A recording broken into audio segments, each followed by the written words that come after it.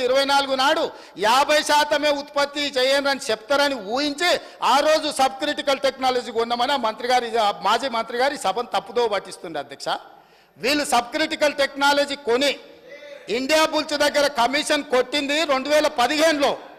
50% ఉత్పత్తి బొగ్గుతోని వాడుండి అని చెప్పింది 2023-24లో అధ్యక్ష. అది కూడా సూచన మాత్రమే, ఇదేమి ఒత్తిడి లేదు, ఇదేమి నిబంధన లేదు. ఎందుకు చెప్పిండ్రు?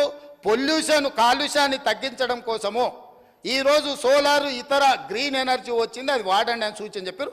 దాన్ని కూడా 2015 నాడు చేసిన తప్పులను కప్పిపుచ్చుకోవడానికి 2023-24 నాటి నరేంద్ర మోడీ గారి ప్రభుత్వం చేసిన సూచనను సభలో ప్రస్తావించి సభను తప్పుదోవ పట్టించి ఈరోజు తెలంగాణ ప్రజల్ని మభ్యపెట్టాలనే ప్రయత్నం చేస్తుండు. 4వది అధ్యక్ష, కడపలో రాయలసీమ థర్మల్ పవర్ ప్రాజెక్ట్, విజయవాడలో థర్మల్ పవర్ ప్రాజెక్ట్, ఇట్లాంటి ఉమ్మడి రాష్ట్రంలో సమైక్య పాలనలో సీమాంధ్ర ముఖ్యమంత్రులు చేసిండ్రు కాబట్టే తెలంగాణ రాష్ట్రం తెచ్చుకున్నాం అధ్యక్ష.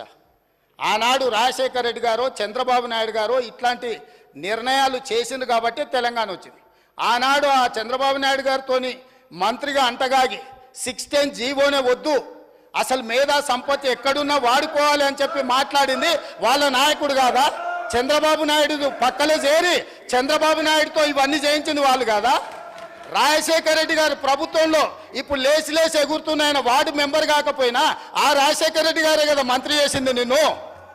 పోతిరెడ్డిపాడు పొక్క పెద్దగా చేసినప్పుడు కడప జిల్లా ఇన్ఛార్జ్ మంత్రి ఎవరు అధ్యక్ష? కీర్తిశేషులు నాయన నరసింహారెడ్డి టీఆర్ఎస్ మంత్రి కాదా? రాజశేఖర రెడ్డి గారి పంచన చేరింది మీరు, చంద్రబాబు నాయుడు గారి పంచన చేరింది మీరు. ఈ తప్పిదాలకు మమ్మల్ని కాదు మీరు బాధ్యులు. మేము ఆ ప్రభుత్వంలో ఉన్న మా నాయకులు కాంగ్రెస్ యూపీఏ కేంద్రంలో అధికారంలో ఉన్న రాష్ట్రంలో అధికారంలో ఉన్న శాసనసభను పార్లమెంటును స్తంభింపజేసి తెలంగాణ రాష్ట్రాన్ని సాధించిన పార్లమెంట్ సభ్యులు ఇక్కడ ఉన్నారు. ఇది మా నిబద్ధత.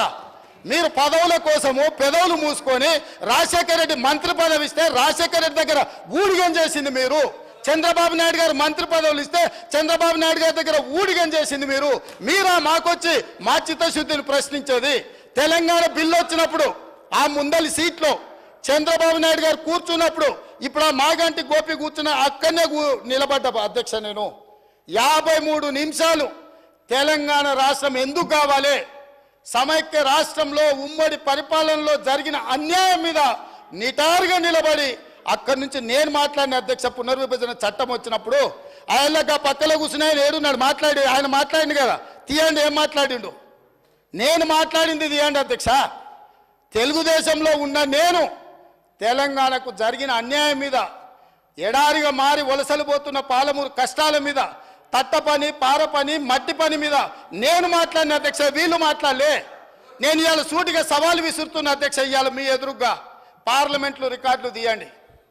పాలమూరులో ఊరు లేకపోయినా, పార్లమెంటులో నోరు తెరవకపోయినా ఇవాళ తెలంగాణ తెచ్చినానికి కేసీఆర్ గొప్పలు చెప్పుకుంటాడు. నేను ఈ ఉమ్మడి రాష్ట్రంలో ఉమ్మడి ఆంధ్రప్రదేశ్ శాసనసభలో నేను ఎంత మాట్లాడిన తెలంగాణ మీద, సేమ్ సమయంలో పార్లమెంట్లో చంద్రశేఖరరావు నోరన్నది